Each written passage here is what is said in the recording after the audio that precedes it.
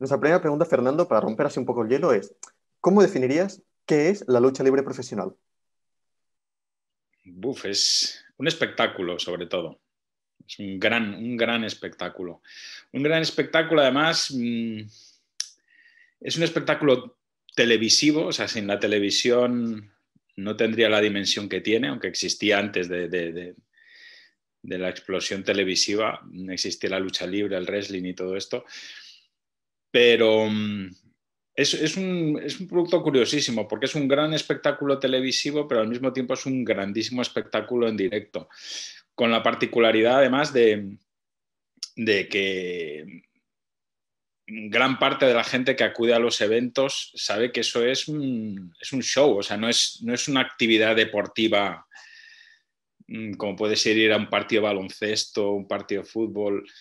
No, no, esto es otra cosa y eso hace que el público sea parte del espectáculo, parte importantísima del espectáculo. O sea, juegan de una manera fundamental, mucho más que en el deporte, en el fútbol, en el baloncesto, ¿no? Donde eh, la gente puede abuchear a su equipo o puede abuchear porque el partido está siendo malo. En el wrestling no, en el wrestling es otra cosa. En el wrestling vas con el tuyo, lo haga bien, lo haga mal, es una cosa muy curiosa. Pero sobre todo yo definiría como un grandísimo espectáculo, un gran show. A un nivel más personal, ¿qué es la lucha libre profesional para ti? A nivel personal, pues ha sido lo que me ha dado de comer durante muchos años. Hay pocas cosas más personales que eso. A nivel personal para mí fue un descubrimiento en los 90, que fue cuando empezaron las televisiones privadas en España y de repente en Telecinco empezaron a emitir aquello y yo flipé, dije, madre mía, esto es maravilloso, esto es divertidísimo. Pero luego, bueno, cuando se dejó de emitir me desconecté bastante del tema. Y fue luego en Cuatro, a principios de los años 2000, 2006, cuando surge el tema de retomarlo, me lo proponen a mí, que yo en mi vida pensé que fuera a dedicarme a eso. Y bueno, la verdad es que luego me enganché desde el principio. O sea, lo que decía, es tan sumamente eh, espectacular, entretenido, que da muchísimo gusto, ¿no? Entras casi enseguida en la historia. Pero vamos, personalmente para mí, evidentemente tiene mucho interés y mucha importancia porque eso, durante muchos años, durante 13 años, he estado dedicándome a ello. Es probablemente lo que he hecho en televisión con lo que más tiempo he estado, ¿no? Justamente ahora nos hablabas de cuando la lucha libre volvió a la televisión de la mano de Cuatro, donde tú y Héctor del Mar fuiste la pareja de comentaristas. ¿Cómo accediste a este proyecto? Pues de una forma bastante extraña, porque fueron muchas carambolas. Yo cuando digo que nunca pensé que iba a terminar locutando wrestling, o sea, era lo más alejado de lo que podía yo pensar que iba a suceder con mi carrera profesional. Pero además fue producto de muchísimas carambolas. La primera carambola, o sea, fue que hice yo cuando empezó el canal 4, una de las cosas que hicieron fue recuperar programas de los años 80. Entonces empezaron a emitir series como V, como El Coche Fantástico. Y entonces una de las cosas que quisieron recuperar de los 90, de los 80-90, fue Humor Amarillo. Llegaron a un acuerdo con Takeshi Kitano para recuperar el programa, para poder emitir el programa, pero claro, el otro canal, el canal que tenía, digamos, los derechos sobre la adaptación que se había hecho en España era Telecinco, y Telecinco no quiso venderle esos derechos a Cuatro, pues lógicamente era un canal rival, ¿no? Y entonces fue cuando Cuatro se plantea, bueno, pues entonces ya tenemos el original, pues vamos a hacer otra versión. Entonces yo venía de un programa que se llama Pecado Original, donde había, bueno, guionizábamos los vídeos, los locutábamos, hacíamos un poco de todo. Y contactaron con nosotros, con Paco Bravo y conmigo, porque estaban buscando a alguien que pudiera editar, porque claro, los programas originales de Humor Amarillo eran de 1 hora, había que dejarlos en media hora, escribir los guiones y locutarlo, hacer la locución. Entonces, por eso contaron con nosotros. Empezamos en enero, me parece que se empezó a emitir en enero de 2006, y la verdad es que como funcionó tan bien,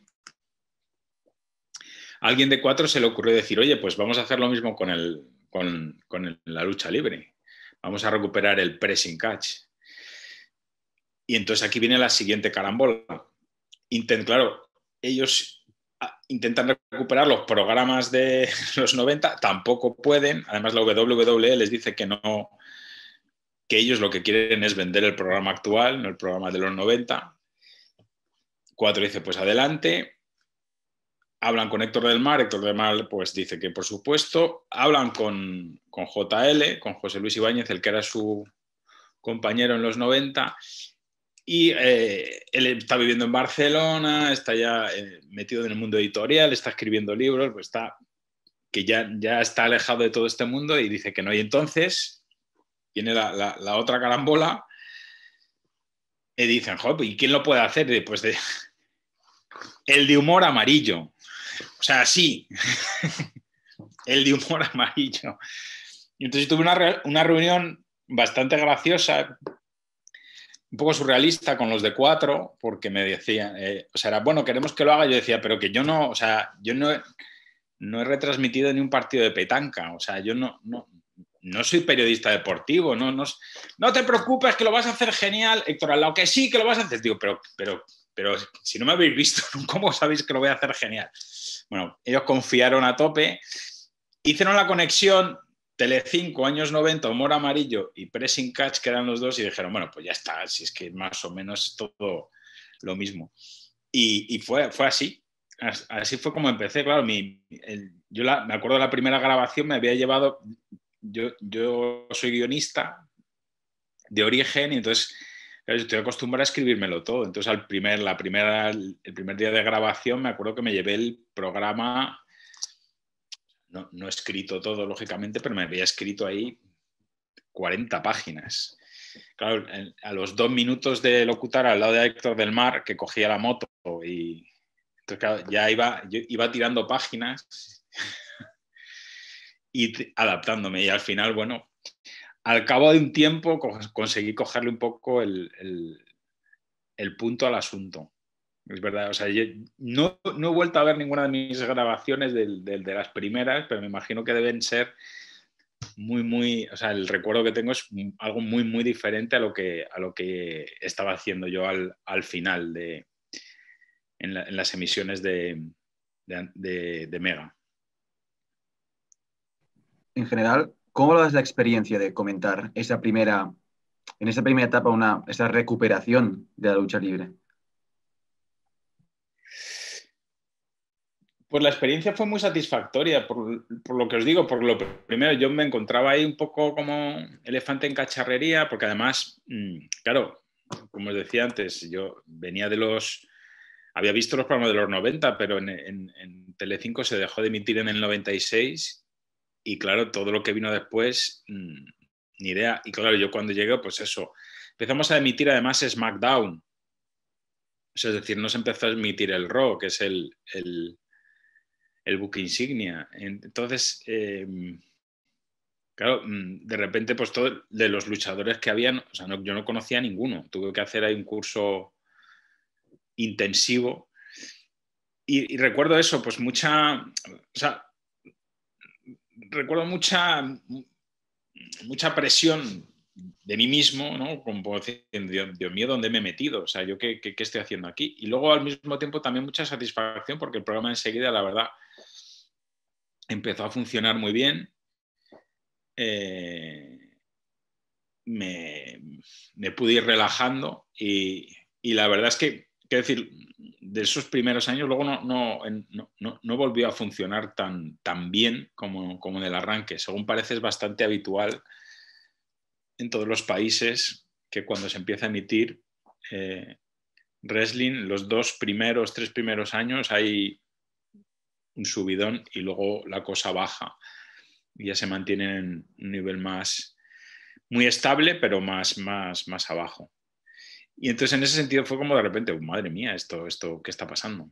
Pero muy bien, muy lo recuerdo muy gratamente, sobre todo además en una época eso, me parece que era durante un tiempo estuve compatibilizando Humor Amarillo y el pressing catch. Entonces me sentía como que tenía otra de 20 años. Estaba, digo...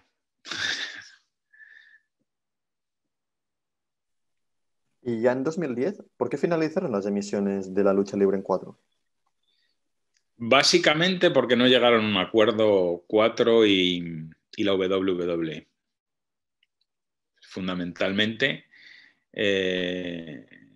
habían estado negociando, se ve que la WWE pues, quería ganar más, o bueno, no sé exactamente los términos de la negociación, pero sé que eso, como un par de meses antes en noviembre de 2009 nos dijeron esto parece que no se va a renovar y efectivamente luego no se renovó.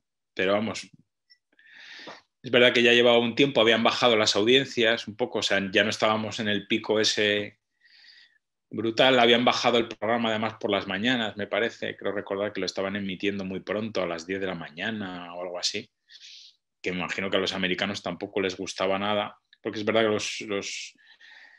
la WWE quiere cuidar el producto, lógicamente, por una cuestión de marca y quiere que su marca esté y su producto esté lo mejor posible, pero además es que también depende de la visibilidad que tenga. Luego en los directos va más gente o menos gente. Eso es así. Si tú estás en un canal en una hora muy buena, luego va mucha más gente a ver los shows en directo, que eso a la WWE le da muchísima importancia, lógicamente. ¿Qué importancia crees que tuvieron las emisiones que tú hiciste en 4 en el interés por la lucha libre en España?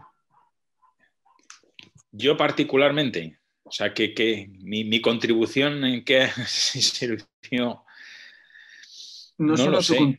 no solo tu contribución, sino también el programa en general, a que se hiciera lucha libre por la televisión y que mucha gente lo viera. No, eso, o sea, fue es cierto que como hay una cosa que en Estados Unidos es muy bonita, que está muy bien, que lo ves además cuando estás allí en los pabellones, que es un programa muy familiar, porque claro, como llevan tanto tiempo, pues ves a un padre que va con sus hijos y el padre lleva su camiseta de Undertaker y el hijo va con la camiseta de John Cena o de Randy Orton o de AJ Styles. O sea, de repente ves esa conexión, ¿no? El padre había ido de pequeño a los mismos shows que el hijo. Eso en España no pudo suceder porque se dejó de emitir el programa en el año 96. Lo que pasó en el año 2006 fue exactamente que, claro, de repente fue una explosión porque muchos chavales de repente se encontraron con que, ostras, ¿qué es esto? Pues un poco como lo que había pasado en los años 90, pero guau, cómo mola esto. De repente era como... Y eso, yo creo que eso contribuyó a esa explosión que hubo al principio con el producto, con el programa, que muchísima gente se enganchó. Y entonces fue de emitir el SmackDown, luego pasamos a emitir Raw, SmackDown, luego se empezaron a emitir los pay-per-views también en Canal Plus. Y eso yo creo que ayudó el que no se hubiera continuado, ayudó a que hubiera esa explosión de nuevo con la lucha libre. No tan potente como la del año 90 en muchos sentidos, pero por otro lado sí, comparable de alguna manera, sí, también hubo un poco ese bombazo, ¿no? con este producto que, como decía antes, es muy especial, es algo muy diferente, es único en televisión. Ahora hemos hablado de este boom que vivió la lucha libre con las retransmisiones de 4. Precisamente hablando con algunos de los luchadores nos han dicho que esas retransmisiones fueron clave para decidir que yo quiero dedicarme a esto, para decir que quiero Claro. seguir adelante. ¿Cuál crees que fue la clave del éxito? Lo primero, el poder verlo, claro, de repente es una cosa que estás viendo y hay una gran ventaja respecto a de 2006 respecto al año 90. En 2006 ya existe Internet, ya la gente, ya todo es mucho más global. La WWE en sí misma ya está haciendo una apuesta mucho más global, mucho más abierta. Y eso evidentemente influye muchísimo, porque claro, de repente tú pues tienes 12, 13 años, empiezas, o 10, empiezas a ver aquello, te flipa, te encanta, y dices, yo quiero hacer esto. Pues en el año 90 decías, pues vale, pues ¿y qué hago? Pues nada, porque ya había, en España, es verdad que había en los años 50, en los 60, había shows, había espectáculos de lucha libre, pero digamos era un show más tipo circense, pues iban por las ciudades con el show. En Madrid, por ejemplo, se hacía en lo que se llamaba el Campo del Gas. Había ahí había ahí un lugar donde se hacían estos espectáculos de lucha libre. Incluso hubo un luchador español que luego fue a Estados Unidos a triunfar, Hércules Cortés. Pero en los años 90, por ejemplo, no tenías opción. Decías, bueno, ¿qué hago? Pues ¿quiero ser luchador? Mamá, pues sí, hijo, claro, lo que tú quieras. Y astronauta. En el año 2006, ¿qué pasa? Pues que de repente tú empiezas a entrar y claro, entras en Internet y puedes ver, es que hay escuelas, ¿vale? En Estados Unidos. Pero claro, si tú ves que hay una escuela en Estados Unidos, dices, es que esto se enseña. Con lo cual, alguien puede decir, oye, pues vamos a montar una escuela. No sé muy bien cómo ha sido porque conozco poco, cómo ha sido el tema de todas las asociaciones de lucha libre. O sea, sé que son de gente, de aficionados, de fans y demás, pero que evidentemente ese impulso es la mezcla de la tele con la mezcla de un momento en el que de repente, pues eso, de repente, aunque estás en España, en un sitio tan alejado de la lucha libre en principio, como podía ser España en el año 2006, de repente te puedes conectar con otros sitios, con otros lugares y decir, pues aquí vamos a hacer lo mismo. Claro, gracias a eso, pues luego puede pasar al final lo que ha pasado con Kid A, que está ahí petándolo en Inglaterra, en Reino Unido. Entonces, si tiene importancia, yo creo que muchas. Evidentemente, si no se hubiera emitido el programa, todo esto no habría pasado. Porque aunque la tele cada vez va, y sé que muchos fans de la lucha libre abominan de la tele, que prefieren verlo por internet o no sé qué y demás, la tele en muchos sentidos todavía sigue siendo pues fundamental para la divulgación y bueno y que algo esté presente en la sociedad, ¿no? O sea, dudo mucho que si no hubiera sido por los programas de 2006, que hubiera vuelto a emitir, se hubiera producido todo ese movimiento. Seguro que no, vaya. Según hemos buscado, corrígenos si nos equivocamos. Perdón. En 2008 fue cuando publicasteis el libro Más Pressing Catch que nunca con Héctor del Mar, ¿es cierto? Puede ser, sí. Puede ser que fuera 2008. Sí, algo así debió ser. 2008, sí. ¿Qué os empujó a escribirlo? El dinero. No, básicamente nos hicieron una oferta, nos llamaron de Anaya y a través de 4, pues, dentro del grupo Prisa, y nos dijeron, oye, estamos muy interesados en escribir un libro de esto, que sea un poco un libro... Ya nos marcaron mucho la línea, nos dijeron, no queremos que sea un libro técnico, ni queremos que sea un libro de historia, ni queremos que sea un libro para especialistas, ¿no? O sea, era como... Queremos sobre todo que sea un poco lo que es el programa de televisión, pero llevado a libro.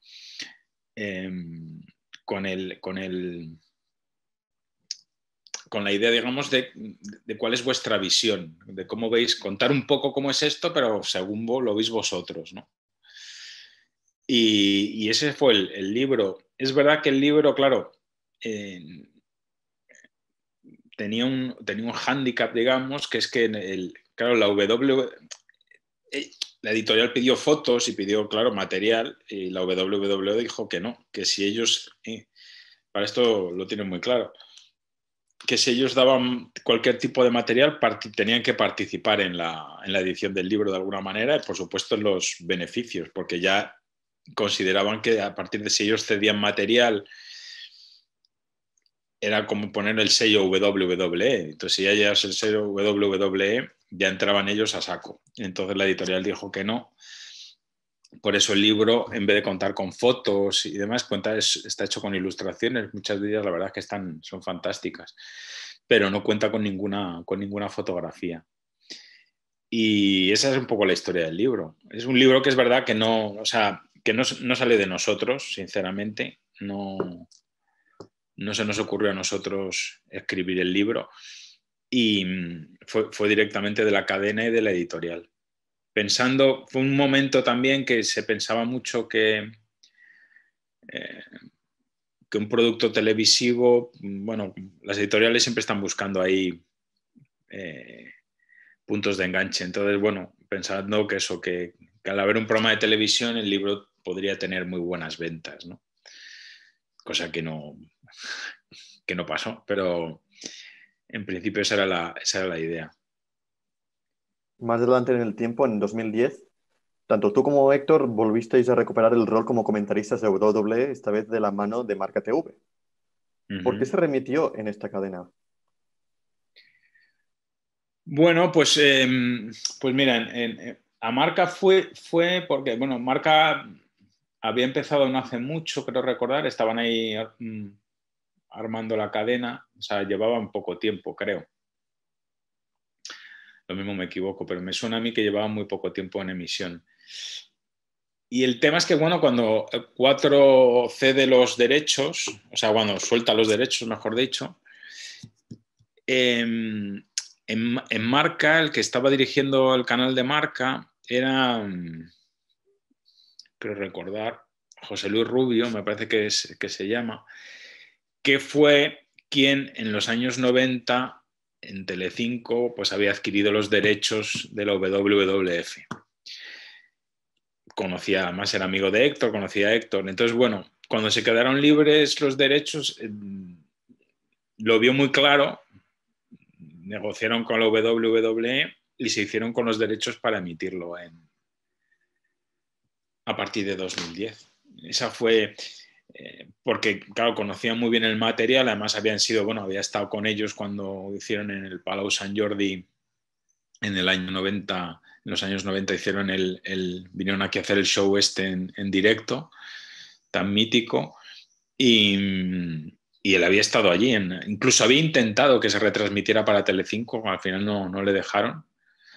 Se grabó, se hizo una grabación, pero no le dejaron que hiciera retransmisión en directo, lógicamente, porque eso también lo controla mucho la WWE.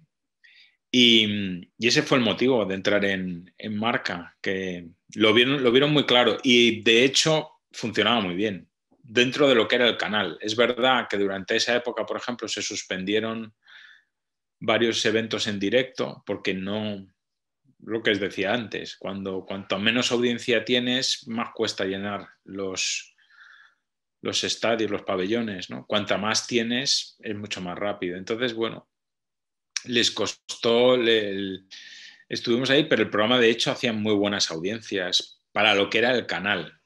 Un canal de TDT pequeño y el programa iba bastante bien. De hecho, iba tan bien que un poco lo machacaron, porque se dedicaban a repetir programas a trochimoche y además sin seguir ningún tipo de...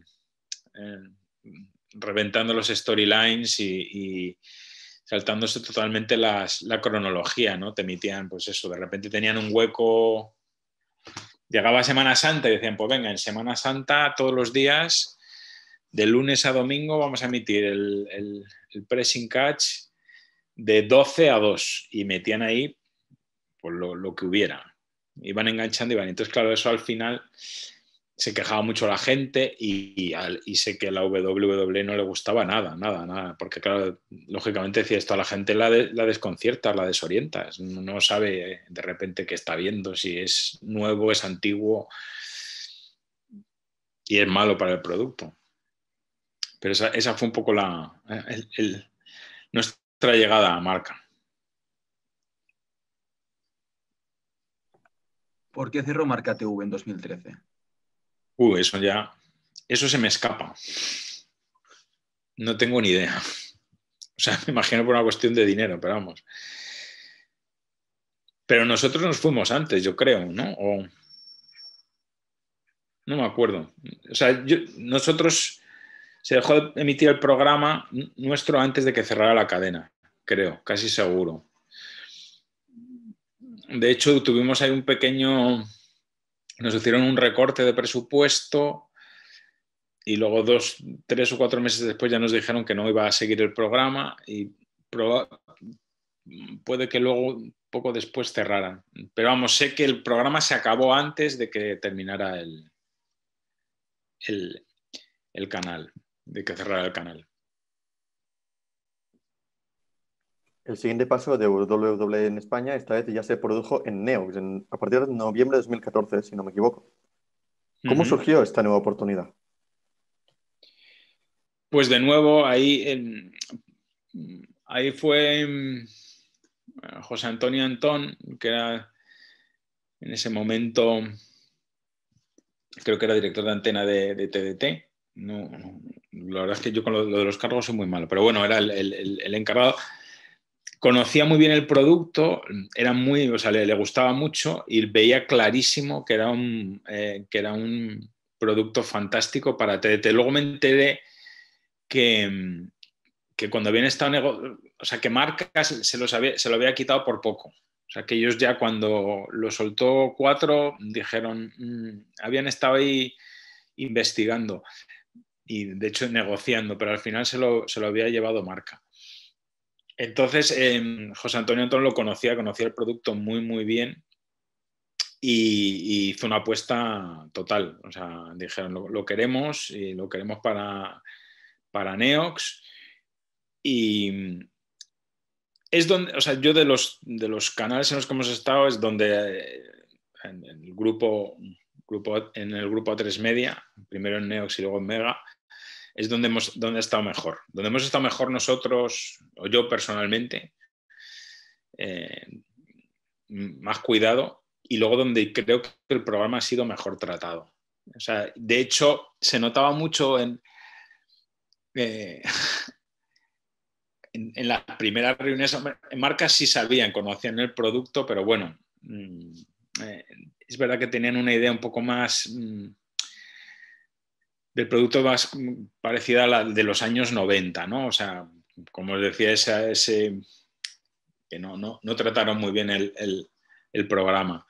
Tenían un poco así de, bueno, o sea, es la lucha libre. Es verdad que estando en un programa de deporte, pues como que les debía parecer como algo menor o algo más no serio, ¿no? Entre comillas. Pero, por ejemplo, en 4 al principio era como decían, bueno, ya nos diré, o sea, no tenían ni idea. O sea, de hecho, fue un poco gracioso porque ellos pensaron,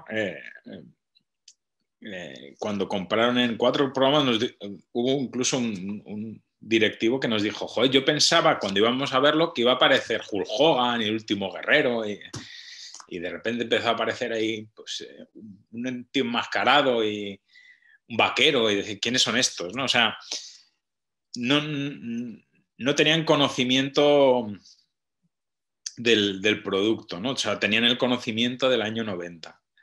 Y en cambio en Antena 3 fue todo lo contrario. Desde el principio eso, José Antonio Antón tenía clarísimo lo que era, cómo funcionaba, lo que se podía hacer con ello, lo que no se podía hacer. Lo tenía todo bastante medido y de hecho por eso al final ha sido el programa en el que pues fuimos a Londres, estuvimos en la mesa de comentaristas, fui yo a WrestleMania, o sea, una serie de cosas que en 4 habrían sido impensables. Y me marca, por supuesto, ¿no? Y en cambio, aquí esa entrada, o sea, se notaba eso, que se conocía el producto, se le respetaba y sobre todo eran conscientes de las posibilidades que tenía. De hecho, vamos, los primeros shows en directo que se hicieron fueron un exitazo tremendo. De hecho, ahora que nos comentas un poco tus comentarios en vivo, en 2015 comentaste Raw en directo en Londres junto a tu compañero Héctor. ¿Cómo nació esta posibilidad? Pues por esas, como se dice ahora, las sinergias, por esa conexión que hubo entre Neox, Antena 3, A3 Media, vamos, y la WWE. Conectaron muy bien, conocían bien el producto. La idea, además, eso, enseguida se intentó que los programas fueran lo más pegado posibles a la emisión en Estados Unidos. O sea, entonces, dentro de ese espíritu de colaboración, de cuanto mejor os vaya a vosotros, nos va a ir a nosotros, surgió el tema de vamos a atraer gente por una cosa que tenían muy claros también en tanto la WWE como A3 Media, como Neox, era que el programa necesita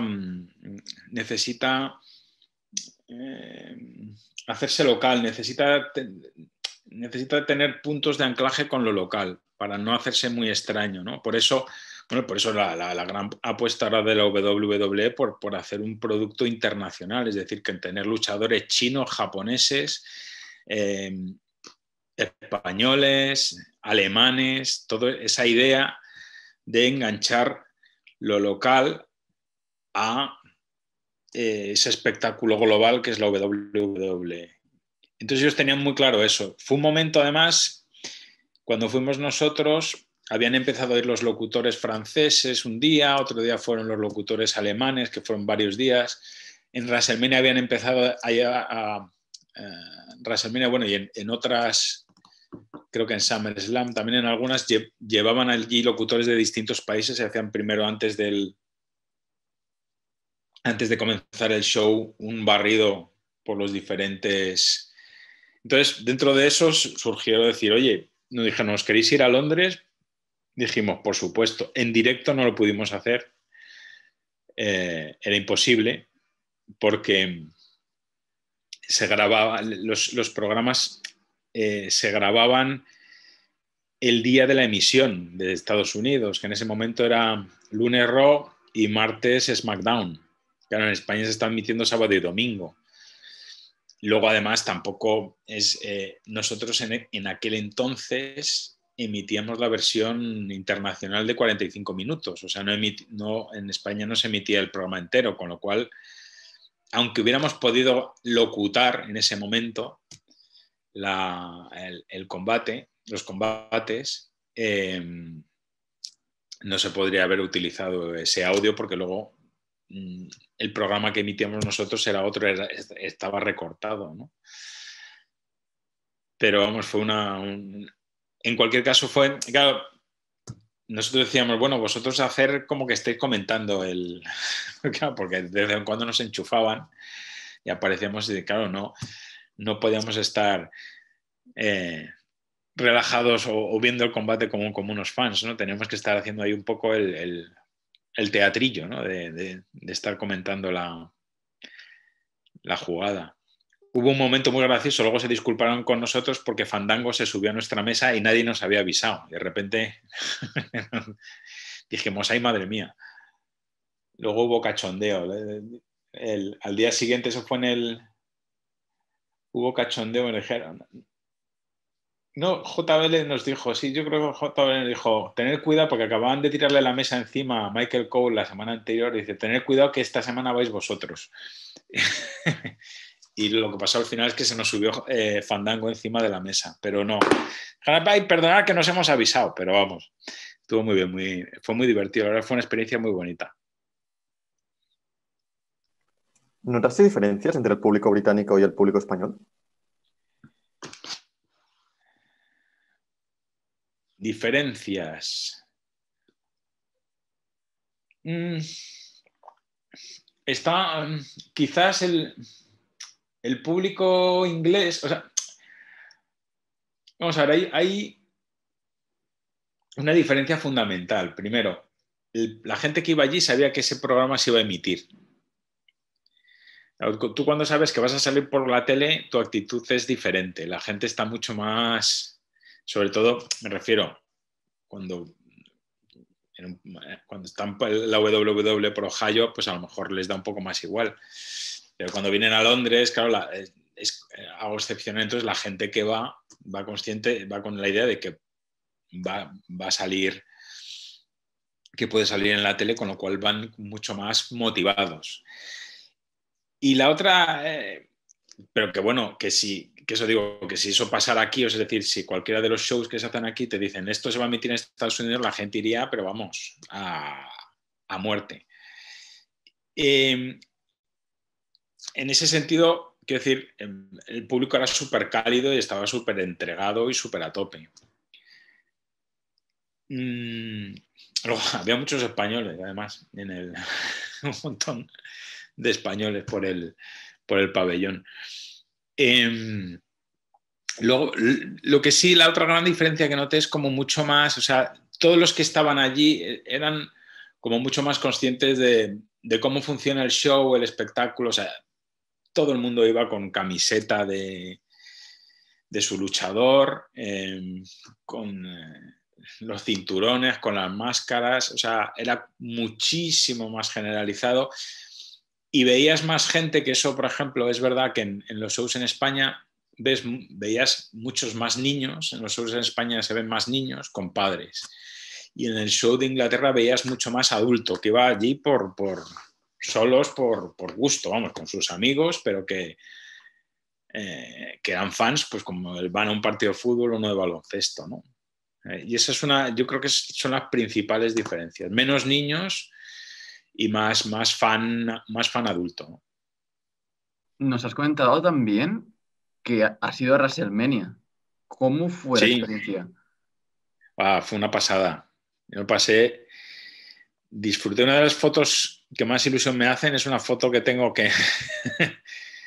con el sargento Slaughter, cuando estaba en la sala ya en el estadio en Orlando. Estábamos ya en lo que es la sala de prensa y estaba, y de repente pues aparecieron el sargento Slaughter y ¿quién más apareció? Ahí no me acuerdo. Aparecían pues para hablar, los mandan, es que la WWE cuida mucho todos esos detalles, entonces los mandaba pues para hablar con la gente de la prensa. ¿Tú qué tal? No sé qué, ¿cómo estás? Y ¿qué combate tienes más ganas de ver? ¿No?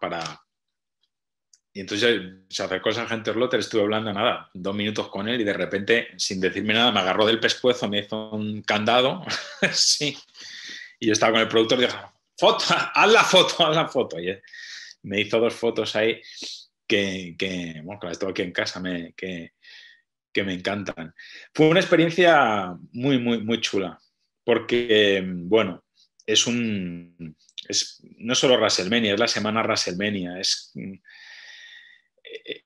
como está todo organizado. O sea, literalmente toman la ciudad en la que están, hay carteles por todas partes, y la ciudad está empapada absolutamente de wrestling, ¿no? O sea, no es que sea el pabellón, o sea, en este caso el estadio, donde se va a hacer el evento, lo que está acondicionado y decorado para el evento, ¿no? Es todo. toda la ciudad entera, completa, metida en el asunto.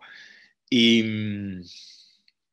luego es una experiencia, la verdad, yo he visto los shows en directo muchísimas veces, pero claro, ver el show en un estadio es muy impresionante, es muy impresionante. Yo sobre todo que pude hablar con varios de los luchadores, les decía, pero ojo, ¿cómo es esto de...? Porque claro, normalmente los futbolistas, que son los que juegan en este tipo de campos, o los de fútbol americano, son dos equipos, o sea, hay una multitud, pero tú de repente dices, joder, es que estás bajando por una rampa tú solo y hay 80.000 personas gritando como energúmenos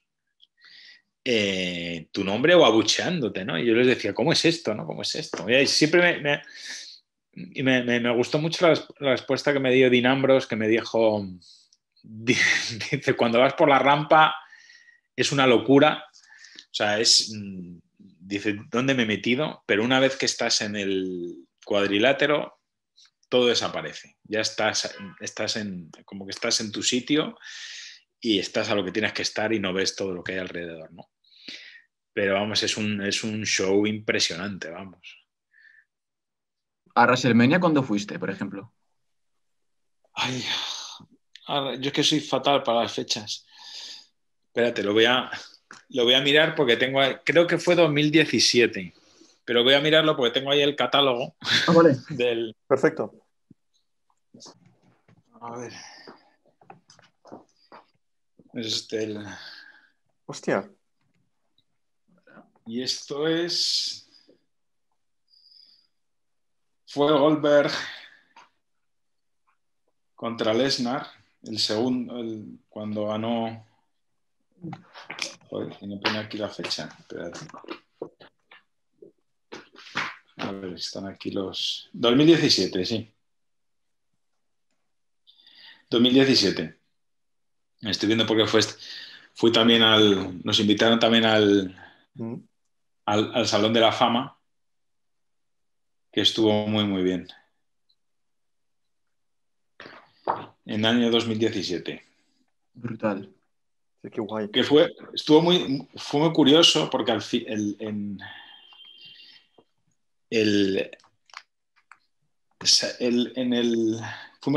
al Raw posterior, o sea, el programa, el WrestleMania fue el domingo y el lunes nos invitaron a ir a Raw también. Y entonces había mucha expectación, yo no lo sabía, pero había mucha expectación porque, según parece, cuando termina el programa, el Raw posterior a WrestleMania, cuando termina el programa, hay una sorpresa. Aparece un luchador que la gente no sabe quién es, ya fuera de emisión. Y entonces había mucha expectación porque la gente pensaba que iba a salir Undertaker. Y entonces estaba todo el mundo ahí como, ay, Undertaker, Undertaker. Y al final el que salió fue Goldberg. Y fue muy curioso porque, claro, la mayor parte, claro, Goldberg acaba de perder el título ante Lesnar. Pero claro, Goldberg es un tío que, claro, todos los que no han vivido la época de la era de la actitud, no saben quién es Goldberg, o sea, no tienen esa referencia. Era simplemente el tío que le había quitado el título a Brock Lesnar, apareciendo así de repente. No tenía la épica. Y bueno, apareció Goldberg y hubo un abucheo. Goldberg estaba flipado, estaba diciendo, pero ¿qué mierda pasa? O sea, es algo aquí que se supone que me va a aplaudir todo el mundo, como Goldberg. Le pitaron, subió al ring y tenía un cabreo. O sea, le faltó, empezó a decir, o sea, yo creo que incluso insultó al público. Dijo algo así como, hijos de puta, callaos ya. O sea, era como un abucheo brutal. Fue súper curioso, claro, Porque el público, es verdad, ellos lo decían, el público del Raw después de WrestleMania dicen, es muy raro, no lo controlan, porque es un público internacional. Entonces es un público, de repente aplauden a uno, abuchean a otro, pero de una forma totalmente fuera del storyline y fuera de todo. Es súper curioso. Ya en 2018 se confirmó la contratación de Alfredo Duro como comentarista fijo de WWE. ¿Por qué se decidió apostar por Alfredo? Pues a ver, porque la cadena estaba buscando un perfil que fuera más,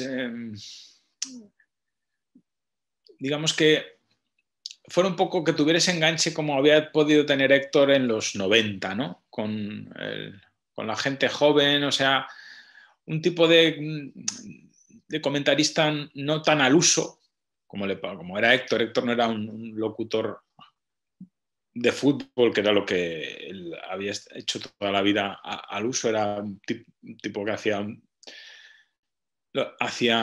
las retransmisiones de una manera muy particular, muy personal. Y yo creo que buscaban un poco ese perfil, es el perfil. Luego, el perfil de Alfredo, un perfil, pues es un poco guerrero, ¿no? O sea, que es así muy polemista. A mí, yo la verdad es que no le... porque yo no soy nada... No soy muy poco futbolero a nivel liga y demás. O sea, me encanta el mundial y estas cosas, pero no sigo mucho el fútbol y la verdad no seguía el chiringuito, no le tenía nada localizado. Pero cuando lo vi dije, entiendo, o sea, se busca un poco ese punto. Alfredo tiene un poco ese punto que por ejemplo, podía tener en un momento dado, pues, bueno, no Booker, pero Corey Graves, o sea, un perfil así de el comentarista polémico, el que... Porque claro, eso en mesa funciona muy bien, ¿no? O sea, ese comentarista que no es Michael Cole, sino que un JBL, ¿no? Que mete cizaña, que apoya a los heels, que va justifica las acciones injustificables, ¿no? Aunque luego Alfredo no tomó para nada ese papel, ¿no? Pero me parece una jugada muy interesante en ese sentido, muy, muy bien traída. Y bueno, como Alfredo siempre, o sea, Alfredo lo ha dicho siempre, lo he reconocido desde el día 1, le pasó como me pasó a mí en el año 2006. Era un mundo que desconocía absolutamente, más de haber visto 4 cosas y de lo que recordaba de los años 90. Pero le pasó como a mí, que se enganchó, vamos, el día 2 ya estaba súper enganchado al tema y como es un tío además muy profesional, se había puesto al día absolutamente. O sea, se lo había empollado todo y se había puesto al día enseguida. Entonces fue un poco esa fue un poco la apuesta de Neox, de A3 Media. Era un poco buscar ese perfil, ¿no? Un poco y renovar, ¿no? Porque Héctor y yo llevábamos ya, pues eso, desde el año 2006, o llevábamos ya muchos años. Héctor, en verdad, que empezaba a estar ya muy mayor, ya se le empezaba a notar el paso de los años. Y la cadena ha puesto por hacer pues un poco renovar que es, si os fijáis, es mucho lo que hace la WWE. La WWE es que está cambiando continuamente de locutores, probando nuevas fórmulas, porque al fin y al cabo lo que se trata es de ofrecer lo mismo pero distinto, ¿no? ¿Tú en particular qué esperabas o qué expectativas tenías cuando se confirmó su firma?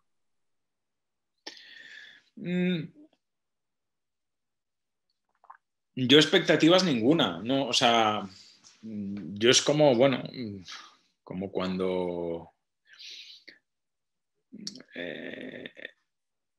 llega alguien nuevo a un nuevo compañero, ¿no? Pues bueno, pues es ver un poco, a ver, lógicamente, ver cómo te puedes, al principio además teniendo en cuenta eso, que en mesa estábamos Héctor, Alfredo y yo, éramos 3, no éramos 2, pues lógicamente ver un poco las dinámicas, ¿no? O sea, mi expectativa es que esto, o sea, dije que esto es bueno para el programa, o sea, que esto puede ser bueno para el programa porque Alfredo es una persona además que arrastra mucha gente en internet, en las redes, y eso podía ayudar al programa. Entonces mi expectativa era buena, de que eso era una apuesta, una vez más, de Neox por renovar el formato, o sea, por seguir alimentando el formato y darle un nuevo aire, un nuevo impulso, ¿no? Entonces mi expectativa era buena por eso, porque pensaba que el fichaje de Alfredo podía arrastrarnos más audiencia y ayudarnos a que el programa cogiera nuevo impulso y luego además eso, el refrescar, ¿no? Renovar el formato, ¿no? Luego ya los programas de WWE se trasladaron a Mega hasta que en 2020 se decidió dejar de emitir el programa. ¿Cómo fue esto? Pues la pura ley de la televisión. O sea, en Neox habíamos bajado audiencia, en Mega estábamos ahí. El programa no iba mal, pero tampoco iba lo bien que quería la cadena. Bueno, lo habían estado renovando, lo habían estado... y al final, pues, creo que hubo un cambio en el equipo directivo de TDT y se decidió dejar de emitir. Básicamente se terminaba me parece, pues terminaba en abril, creo que terminaba el contrato y se decidió no renovarlo porque pensaron, bueno, pues dijeron que el ciclo había terminado. Después es donde más tiempo hemos estado de las distintas cadenas. Al final estuvimos 6-7 años en A3 Media, y entonces es el periodo más largo, ¿no?, en que se está emitiendo ininterrumpidamente, aparte de todas las cosas que se han hecho. Entonces, bueno, al final yo sinceramente, cuando se terminó en 4, pensaba que ya no iba a volver a hacerlo. O sea, cuando dijeron, bueno, pues ya está. Bueno, y dije, pues a otra cosa. Cuando se terminó en Marca pensé que tampoco volvería a hacerlo. Dije, ahora ya sí, ahora ya ha llegado al final. Y lo enganchó a 3 Media y dije, bueno, pues en la tele siempre en eso, por ejemplo, es muy distinto la televisión en Estados Unidos que aquí. O sea, en Estados Unidos hay programas que llevan 30 años. Eso en España es inconcebible. O sea, programas tan largos solo ha pasado con programas, yo qué sé, pues como Informe Semanal, que de alguna manera sí son como clásicos, pero que bueno, pero que no dependen tanto de audiencia y se sustentan en otro tipo de valores, ¿no? Pero en Estados Unidos pues hay concursos que llevan 30 años, 40 años y siguen funcionando. Aquí eso es inconcebible. Aquí no hay un programa que dure tanto tiempo, no se entiende. Entonces, quiero decir que yo es algo que siempre tengo en la cabeza, que cuando entro en cualquier programa sé que va a ser por tiempo limitado. Y que haya estado 6 años en esto, pues me parece, vamos, en 7 años primero en Neox y luego en Mega, me parece, vamos, un regalo. Una duda un poco tonta. ¿Cómo es que se pasó de Neox a Marca? De Neox a Marca, perdón, de Neox a Mega.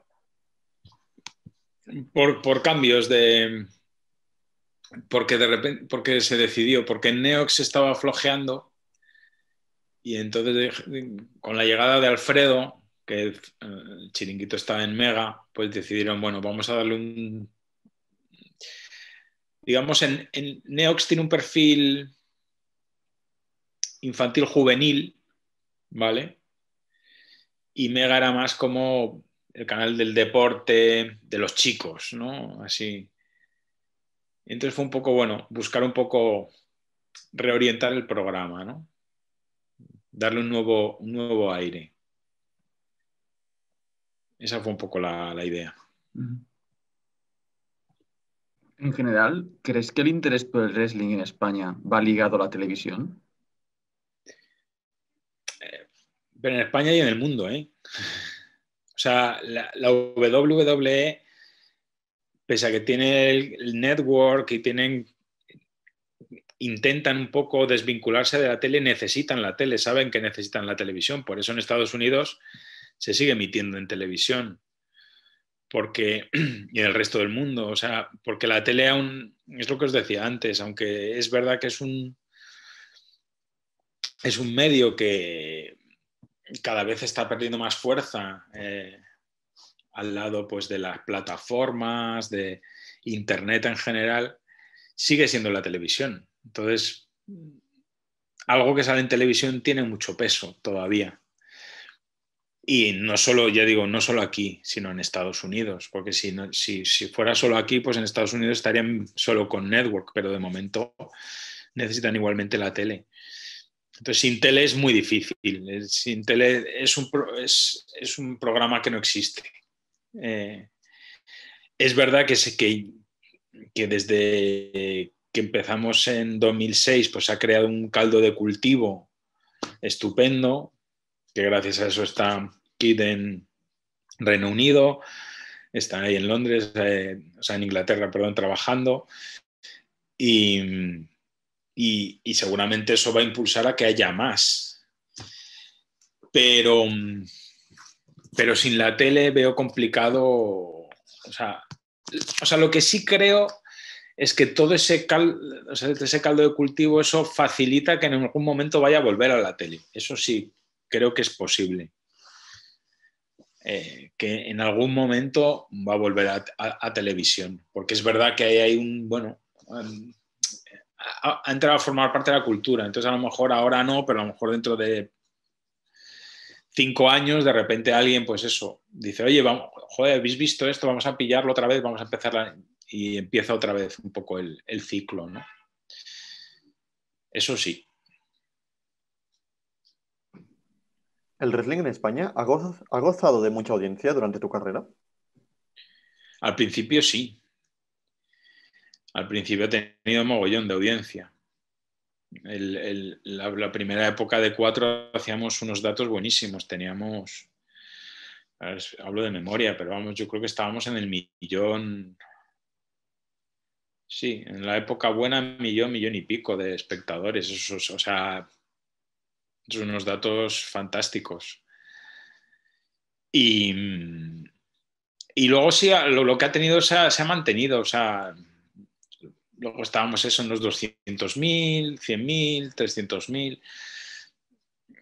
La primera época de Neox estábamos eso en 300, 200.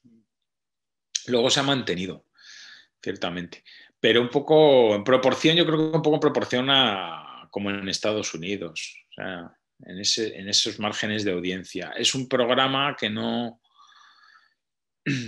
que genera una audiencia que se está renovando continuamente.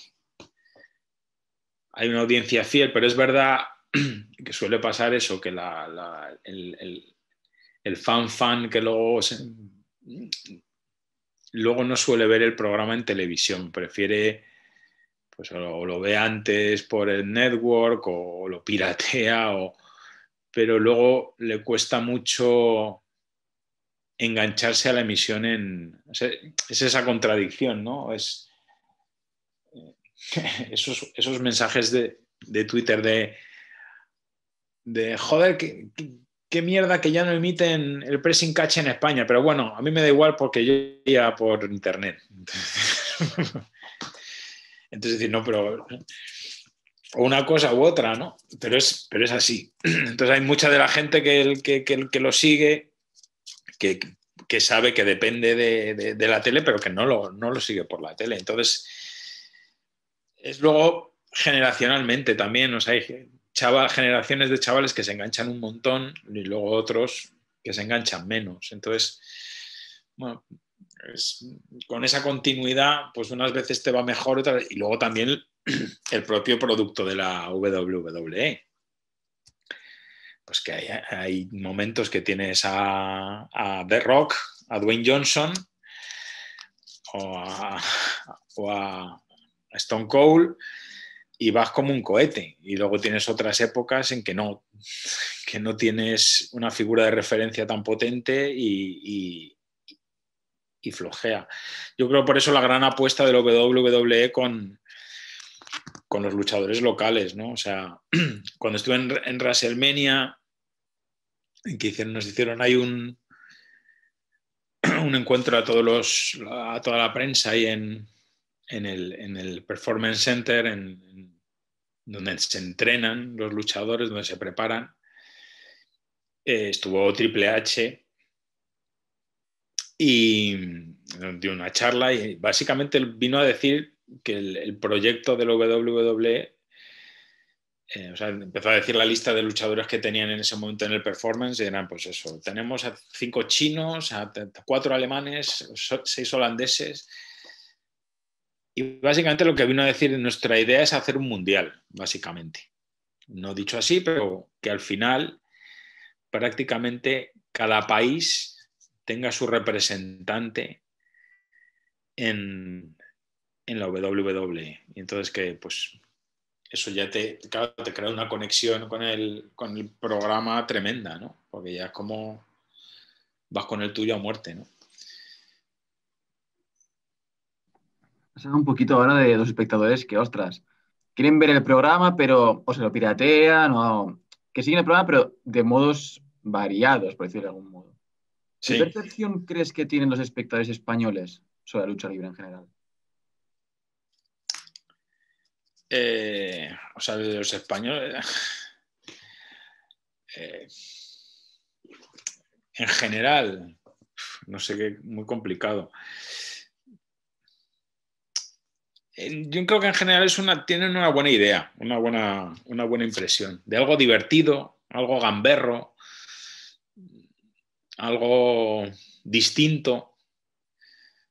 Yo creo que sí tiene, el espectador español sí tiene una buena visión de...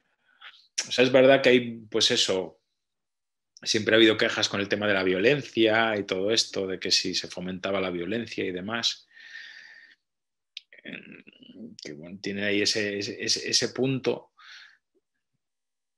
Pero al mismo tiempo, como es todo tan teatral, tan exagerado, al mismo tiempo hay un punto ahí muy de cariño con el producto. Es algo, yo creo que a la gente en general es algo que en general le hace gracia. No tanto como para verlo masivamente, pero que sí es algo con lo que creo que ya está, sí creo que es algo que ya está muy metido en la cultura popular. O sea, que a lo mejor no te gusta, pero sí dices pressing catch y la gente, sí. Y eso también tiene su peso, ¿no? Que a lo mejor hace años decía, pressing catch, no, ¿qué es eso? ¿No? Lo de sí. Pero ahora sí tiene más como... Tiene ese peso cultural, ¿no? Sí, pero bueno, en España y en el mundo, ¿eh? O sea, en Estados Unidos siempre le hablan de la época de Hulk Hogan y de André el Gigante y del Último Guerrero como una época dorada, ¿no? O sea, de hecho, pues eso, yo he oído comparar a Hulk Hogan con Michael Jordan, ¿no? O sea, es como un momento que ya no se va a repetir, ¿no? Incluso ellos hablan eso de la época clásica, ¿no? No tanto la época dorada, pero como el momento clásico. Y luego el momento que aquí no vimos, el momento de cuando arranca Raw en la competencia entre WWE y WCW, que empezaron allá, pues eso, hacer programas más bestias. Incluso allí lo consideran también un poco época dorada, pero vamos, es la misma, aquí y allí. Esa época del... Quizás por el momento en que estaba el mundo, por cómo era la televisión en ese momento, cómo era la gente, cómo era el público. Es una época, casi todo el mundo que lo ha visto es como, dice, cómo molaba, ¿no? Es tanto colorido, iban muy disfrazados, era todo muy, muy exagerado, pero muy divertido, ¿no? O sea, de hecho, basta ver el Undertaker, que es el gran superviviente de toda esa época, probablemente es el más personaje de los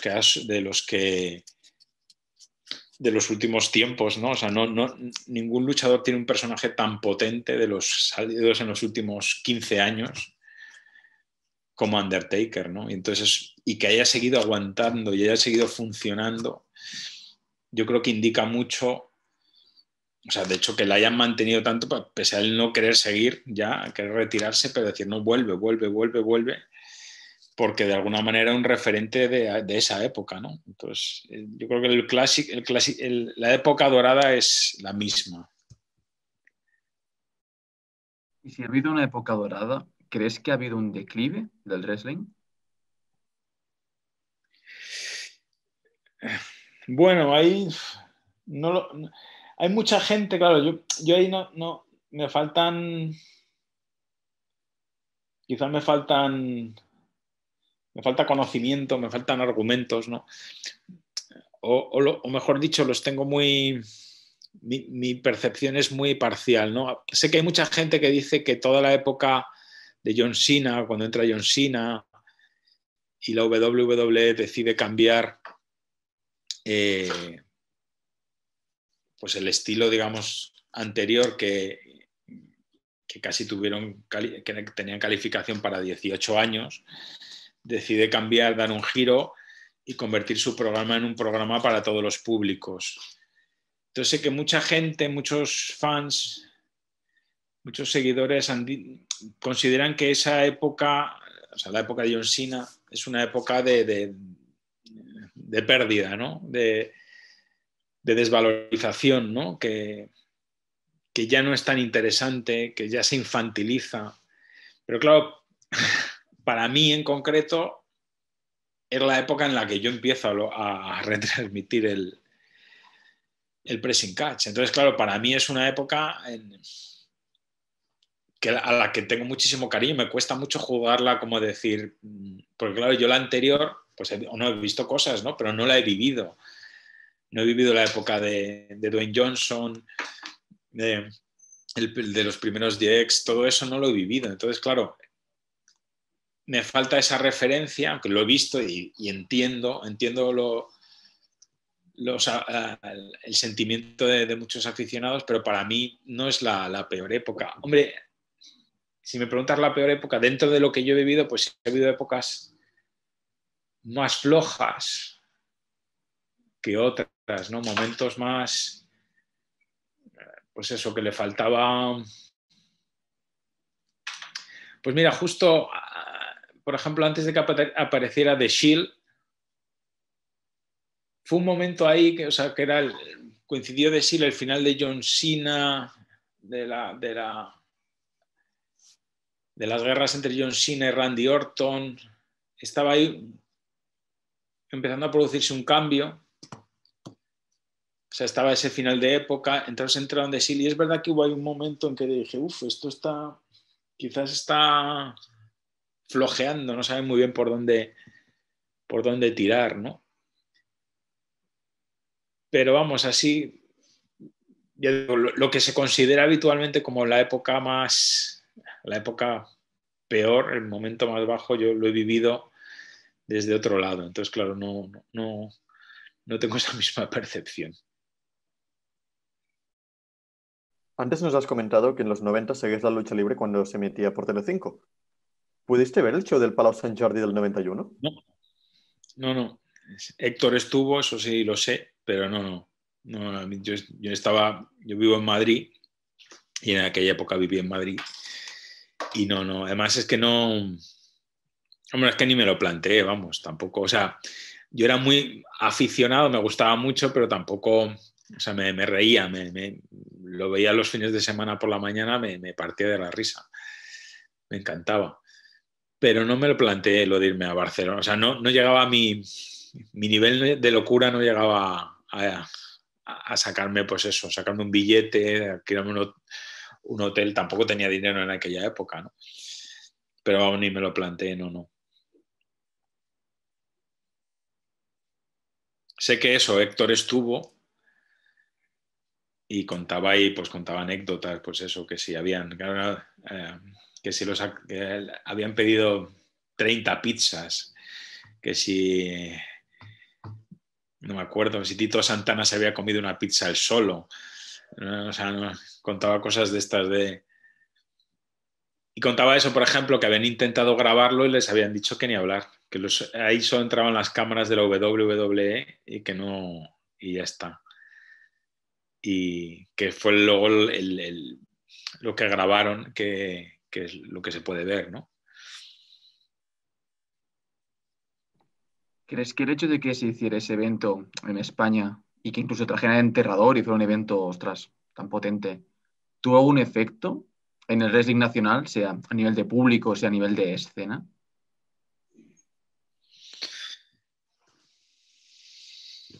Hombre, yo creo, vamos a ver, Héctor me acuerdo que me contaba que los luchadores estaban flipados, que decían, pero, porque claro, ellos estaban acostumbrados al público americano y al anglosajón, a las giras en Inglaterra, porque yo creo que en aquella época no hacían tantas giras como ahora, ni mucho menos, quedaban más en Estados Unidos, eran cosas más puntuales. Y según parece estaban flipando, o sea, estaban diciendo, pero bueno, o sea, el furor latino les había dejado flipados. A nivel público, yo creo, es decir, lo que me contaba Héctor era como que todo el mundo se había quedado con tan buen sabor de boca que era como decir, esto lo tenemos que volver a hacer. O sea, yo creo que si se hubiera seguido haciendo, hubiera seguido viniendo gente. O sea, si hubieran, en vez de Barcelona, pues al siguiente hubieran venido a Madrid. Pero claro, yo creo que eso, o sea, hubieran llenado igual, lo hubieran petado igual. O sea, porque es verdad, estamos hablando de una época en la que ese tipo, ahora,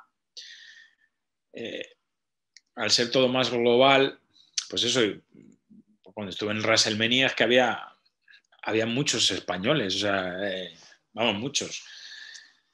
15 españoles por lo menos con los que yo estuve que habían ido o sea, se habían ido de sus vacaciones ahí, eso antes era impensable. Entonces, que viniera toda esta gente aquí era como mucho más, algo único, algo mucho más especial. Entonces, evidentemente hubiera generado muchísimo movimiento, no me cabe ninguna duda. Pero claro, era otra época, otro momento.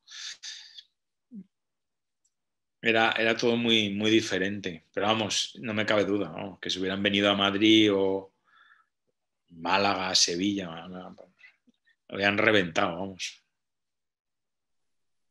Hablando del efecto que ha tenido WWE en España, ¿crees que la firma de A-Kid por NXT UK traerá cambios a la escena nacional? Pues, hombre, seguro, o sea, seguro que... Vamos a ver, yo creo que en el momento en el que... O sea, si consigue, que yo creo que lo va a conseguir, dar el salto a Estados Unidos, ahí yo creo que es un punto muy, muy, muy a favor para que se vuelva a emitir aquí. O sea, evidentemente yo creo que él puede tener una capacidad de arrastre importante, muy, muy importante. Eso está claro. O sea, es lo que os decía antes, o sea, esto se retroalimenta. Pues de repente, si va a Estados Unidos, yo le he escuchado que hablaba en la radio, pero claro, si va a Estados Unidos y de repente, bueno, ya se convierte en una superestrella y pelea por el título universal, pues evidentemente eso va a tener reflejo en la prensa, se le van a entrevistar. Eso evidentemente, pues de repente pues los encargados de llevar los canales dicen, oye, esto lo tenemos que emitir, hay que ver porque esto tiene tirón. Entonces eso se retroalimenta, sin lugar a dudas. Más luego, ya ese caldo de cultivo que hablábamos, si hay un chaval que ha dado el salto, se ha ido para allá, pues los que están aquí enganchados al tema dicen, no, es que esto realmente hay posibilidades de conseguirlo, de dar el gran salto, de pasar allí, ¿no? Y eso está muy bien. ¿Cuál crees que es el futuro del wrestling en televisión? En televisión, pues, hombre, yo creo que va a volver. Yo creo que va a volver. Y yo creo que... Vamos a ver, el futuro del wrestling... El wrestling es televisión. Entendiendo televisión como evento audiovisual. Es decir, yo creo que el wrestling sin la tele no existe. Necesitas... sin la tele vuelves a un poco lo que... Pues, esos shows antiguos de mediados del siglo XX, ¿no? Tanto en España como en Estados Unidos, ¿no? Algo más cerca del circo, digamos, en un sentido, en un buen sentido lo digo, de los espectáculos circenses que del espectáculo televisivo. Entonces, el wrestling para mí es sinónimo de tele. Necesitas la tele para que se convierta en el show que es. Como les decía antes, es un show en el que el público es fundamental. Si el público no participa, no juega, no funciona. No tiene...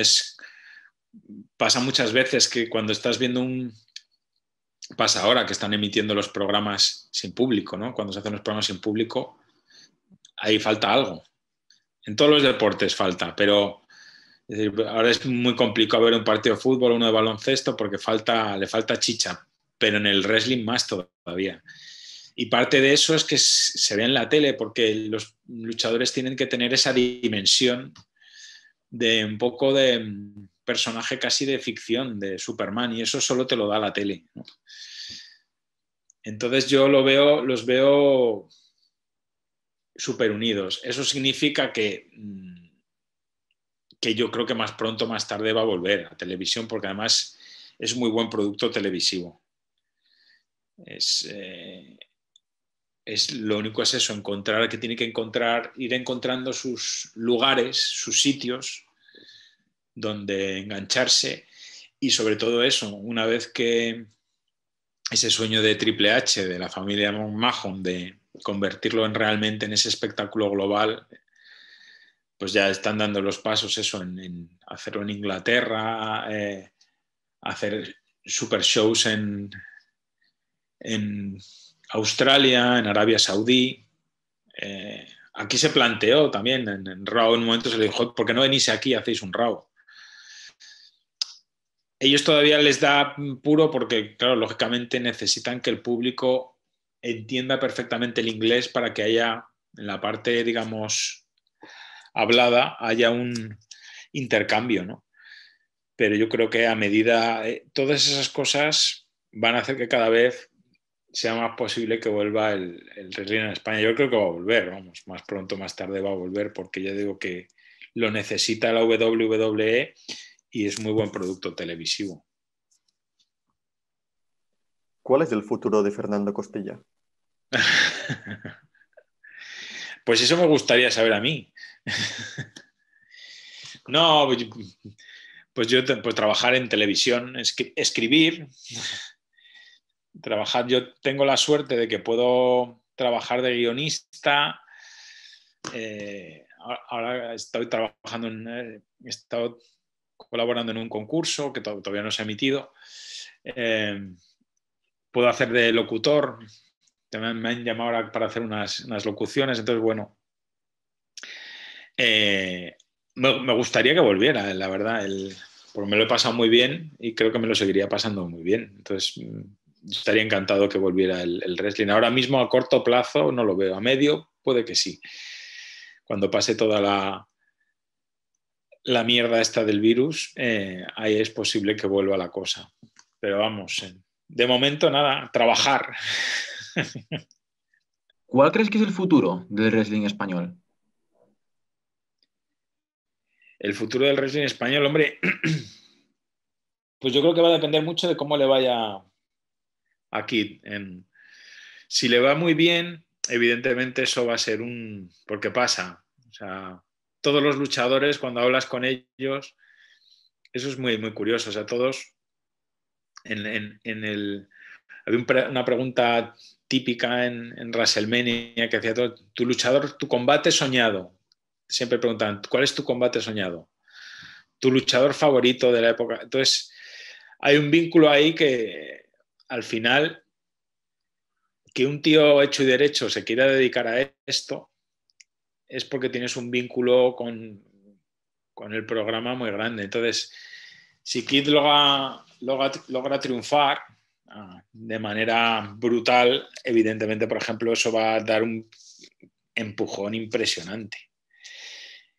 Yo creo que en general tiene mejor futuro que nunca el wrestling español, porque están surgiendo escuelas, surgiendo ligas que evidentemente hacen que eso sea un caldo de cultivo para el futuro, ¿no?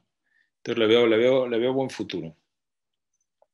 También una duda un poco también filosófica, no sé cómo decirlo. Tú también has estado muchísimo tiempo presentando Humor Amarillo, pero gramazo de 10, debo decir. Espectacular. Qué Y bien. claro, o sea, Humor Amarillo es, hostia, lo dice el nombre, un programa de humor.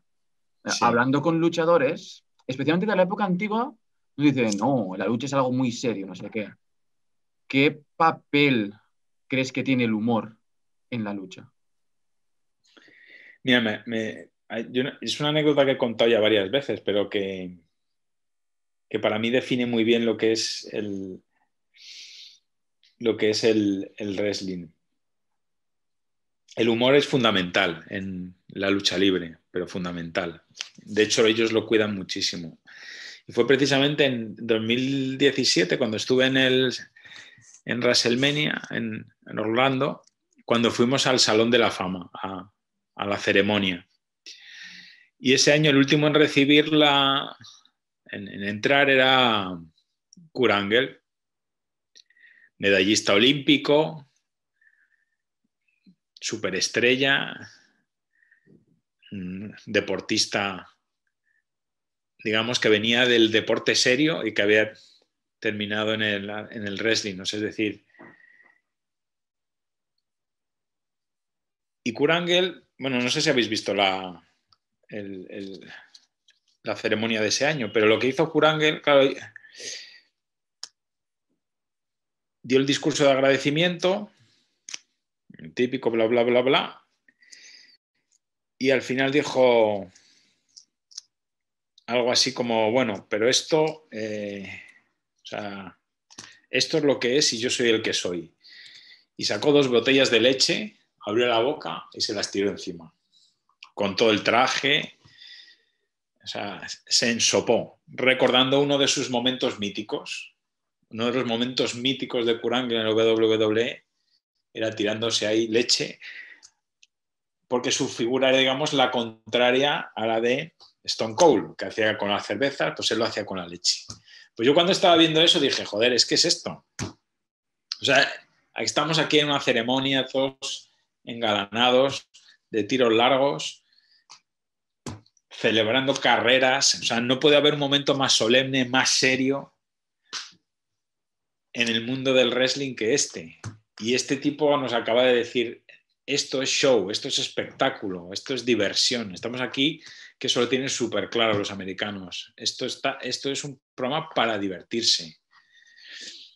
Tenemos la épica, tenemos los momentos históricos, las leyendas, todo lo que tú quieras, pero esto es diversión. Y entonces el humor juega un...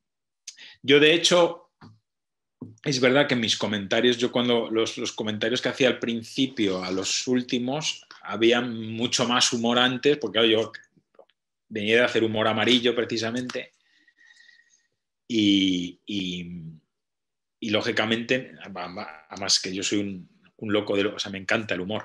O sea, me parece lo más divertido, nunca mejor dicho, ¿no? Lo más gozoso del mundo, el humor. Entonces yo siempre he trabajado en humor o muy cerca. Entonces yo reconozco que aunque luego, digamos, le fui quitando humor a mis comentarios, yo si no hubiera visto, o sea, si el wrestling me pareciera divertido, es decir, por ejemplo, yo no me veo siendo locutor de la UFC. O sea, no me veo de la lucha extrema, no me veo, porque a mí no me gusta la violencia. Entonces, tendría problemas, eso me generaría problemas. Esto no, porque al final lo veo muy divertido. O sea, es algo que tiene mucho humor, aunque a veces pueda parecer que no, pero lo tiene. Y es verdad, lo que pasa que también hay una tendencia, una línea así como de santificarlo, ¿no? No, esto no se puede tomar en broma. Y no es tomárselo en broma, pero es que el humor tiene es un componente esencial y fundamental, que además los americanos lo cultivan desde el principio. O sea, siempre intentan que haya personajes divertidos y que te rías, ¿no? Que te eches, pues como hace poco, pues como fue R-Truth, por ejemplo, R-Truth o otros personajes que han tenido por ahí, o Santino Marella. Siempre han intentado que el humor tenga presencia en los shows. Antes nos has comentado un poco de la lucha en los años 50, 60, que era un espectáculo, nos has dicho, más circense en el buen sentido. Sí, ¿Crees que ha cambiado mucho desde entonces? sí, claro que ha cambiado. Ha cambiado, claro, o sea, ahora aunque hay mucho que decir, claro, los luchadores, todos te pueden contar eso, que tienen todos muchos kilómetros, mucha carretera, luego son muy currelas, ¿no? Pero el nivel de superestrella, de estrella global y de estrella mediática, estrella televisiva, antes no la tenían. Eso, claro, eso te coloca a cualquiera en otra dimensión, ¿no? Entonces eso es totalmente distinto, lógicamente. Antes era más, pues eso, pues, que no quiero decir como, pero sí, un poco, pues hacían un show, ibas allí, entonces, bueno, pues estaba el campeón, era el que peleaba contra el malo, o sea, hay todo. Hay un escrito de Roland Barthes, del filósofo, sobre la lucha libre, que es fantástico. Está escrito además, es antiguo, de los años... Pues yo creo que el libro es debe ser de los 60, de los 50. Y habla de toda la mítica de la lucha libre, de por qué la lucha libre engancha tanto. Y es fantástico. Hace un estudio, o no es un estudio, es un análisis pues eso, de la figura del bueno, la figura del malo, todo eso que dice que engancha al público, ¿no? En ese sentido, sigue siendo el mismo show. O sea, en ese sentido sigue funcionando igual. El bueno es muy bueno y el malo es muy malo. Y sigue teniendo lo que se llama el face, que viene de baby face, era pues eso de cara de niño bueno. O sea, y el malo, pues eso, el que hace el juego sucio, ¿no? Y en realidad eso, por ejemplo, en eso sí sigue siendo el mismo espectáculo, sigue basándose exactamente en lo mismo.